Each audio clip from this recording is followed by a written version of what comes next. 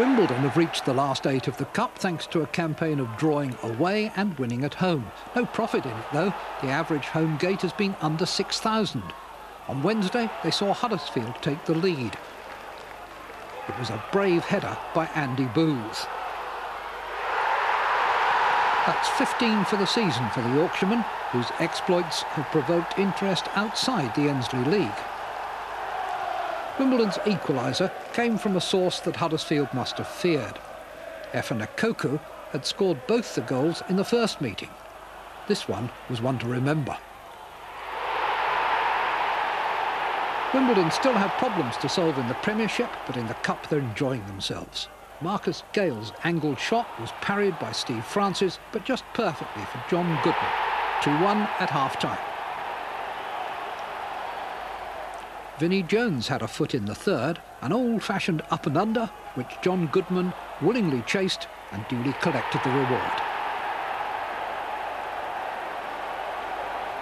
The last survivors from the second division, leader Swindon Town, must have taken heart when they saw the name of Matt Letizia surprisingly missing from the Southampton team sheet. But as he nursed a bout of flu, his replacement, Matthew Oakley, made a very healthy contribution. It was the 18-year-old's first goal for the club. Swindon, without the steadying influences of Paul Allen and player-manager Steve McMahon, couldn't do what Southampton had done on their ground, come from behind. Neil Shipperley made it 2. The Saints go marching on to Old Trafford. Remember the blizzard? Well, where now are the snows of yesteryear? From the night sky over the City ground on Wednesday, not a snowflake could be seen. And not all the shooting stars were up in the heavens. Phillips is 7, Cooper is 4, Wone is the player on the far side.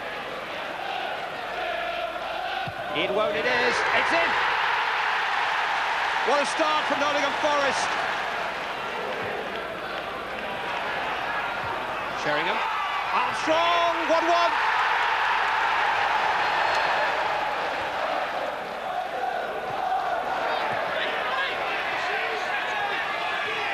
Rosenthal to Campbell. Took a deflection all the way through. Crossley lost it, and Armstrong found it.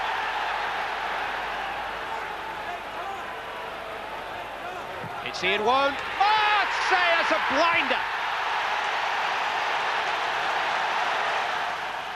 The Spurs-Forest tie will be played to a conclusion next Saturday. Aston Villa ready to play the winners in the 6th round. The 3 other quarter-finals are listed. Chelsea-Wimbledon next Saturday, Leeds-Liverpool on Sunday, and Manchester United-Southampton on the Monday. Blink, and these days you do miss a game. But I think for the first time in the 6th round, all the teams are coming from the elite, the Premier League, the First Division, as was.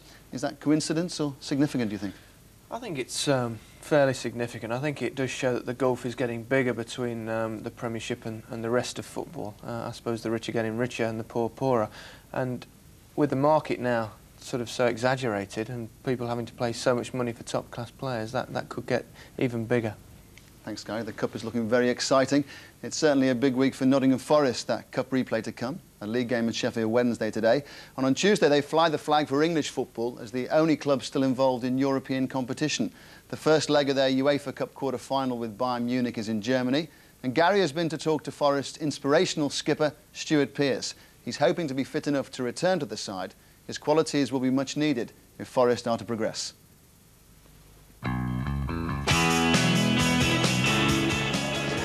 This is Pearce.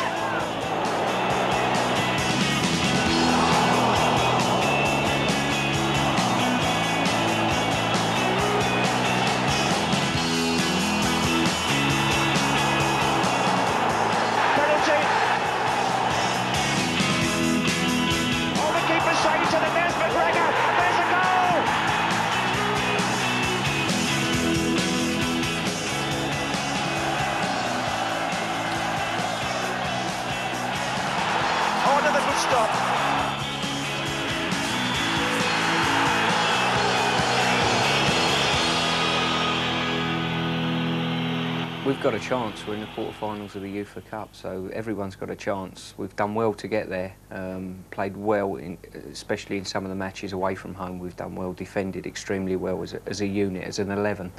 And we've got a chance, but we know we're up against a very strong side. That's been the key to getting this far, hasn't it, really, the defensive discipline and hitting teams on the break? I think so, yeah. I mean, neutrals in football would probably see that as a typical Forest and typical of the way we play, and maybe it's suited us in Europe a little bit, our style of play, where some of the bigger sides have thrown caution to the wind, the Man Uniteds, the Liverpools. We've probably known our limitations as such, and we've done well. We've defended well as an 11, as I say. It's not just been a back four and a goalie thing, you know. Klinsmann's back. He was out for a while with a knee injury. You know all about him. He's one to stop, isn't he? Yeah, as I say, he's certainly the big name, obviously, seeing he's played in England just recently and whatever. But to be fair, a lot of the teams we've played, I've not really known the names of their side, but you look through the Bayern side and there's a lot of individuals in there that you've heard of, and I wouldn't say I follow European football very closely, but I would say there's 7 or 8 of their players that are quite well known to me, so that shows the strength of their side, I think. Perhaps